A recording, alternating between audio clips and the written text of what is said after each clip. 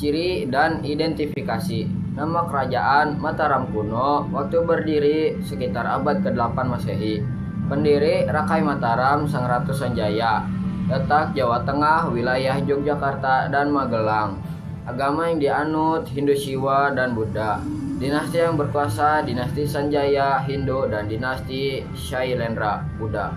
Raja terkenal Rakai Pikatan Balitung dan Rakai Kayuwangi.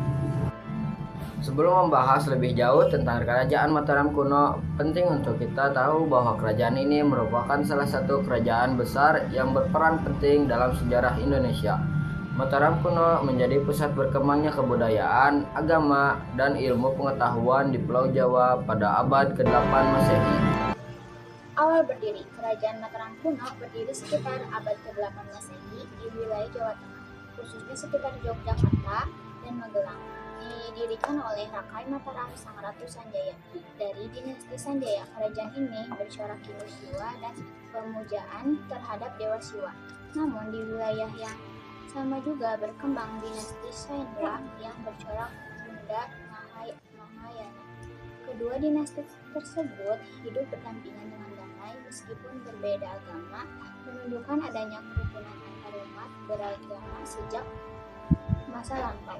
Kehidupan masyarakatnya pun berlangsung harmonis dengan nilai toleransi yang tinggi, menjadi salah satu ciri penting dari kerajaan Mataram kuno. Masa kejayaan Mataram kuno mencapai puncak kejayaan pada masa pemerintahan Rakai Pikatan Belitung dan Daksa. Saat itu kerajaan berkembang pesat dalam bidang pertanian, kebudayaan, dan arsitektur, serta memiliki sistem irigasi yang maju sehingga rakyat hidup makmur dan hasil panen melimpah. Bukti kejayaan tersebut terlihat dari pembangunan candi-candi besar seperti Candi Prambanan dan Candi Borobudur, dan arsitektur juga berkembang pesat, memperlihatkan kemajuan peradaban yang tinggi di masa itu. Perpindahan ke Jawa Timur. Sekitar abad ke-10 Masehi, Raja MPU Sindok memindahkan pusat pemerintahan dari Jawa Tengah ke Jawa Timur. Perpindahan ini disebabkan oleh letusan besar Gunung Merapi dan tekanan politik dari kerajaan lain di barat. Setelah berpindah, kerajaan dikenal dengan nama baru, yaitu Kerajaan Medang. Walau berpindah wilayah, tradisi dan budaya Mataram kuno tetap dipertahankan oleh MPU Sindok dan penerusnya. Hal ini menunjukkan kemampuan kerajaan dalam beradaptasi serta mempertahankan kekuasaannya di wilayah baru. Masa akhir atau keruntuhan. Kerajaan Mataram kuno runtuh sekitar abad ke-11 Masehi akibat serangan dari kerajaan Sriwijaya serta melemahkannya kekuasaan dan ekonomi di dalam negeri. Setelah runtuh, muncul kerajaan-kerajaan baru di Jawa Timur seperti Kahuripan dan Kediri yang melanjutkan tradisi Mataram.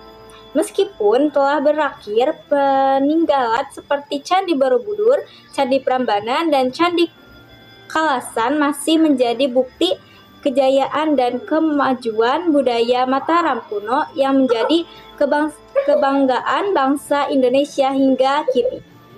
Kesimpulan, kerajaan Mataram kuno berdiri pada abad ke-8 Masehi di Jawa Tengah dan mencapai kejayaan pada masa Pakaian Pikatan hingga Belitung. Kerajaan ini dikenal dengan toleransi antar umat beragama serta kemajuan di bidang pertanian dan arsitektur, dibuktikan dengan Candi Borobudur dan Prambanan. Setelah pusat pemerintahan dipindahkan ke Jawa Timur oleh MPU Sindok, kerajaan akhirnya runtuh pada abad ke-11 Masehi. Namun peninggalan tetap menjadi bukti kejayaan bangsa Indonesia.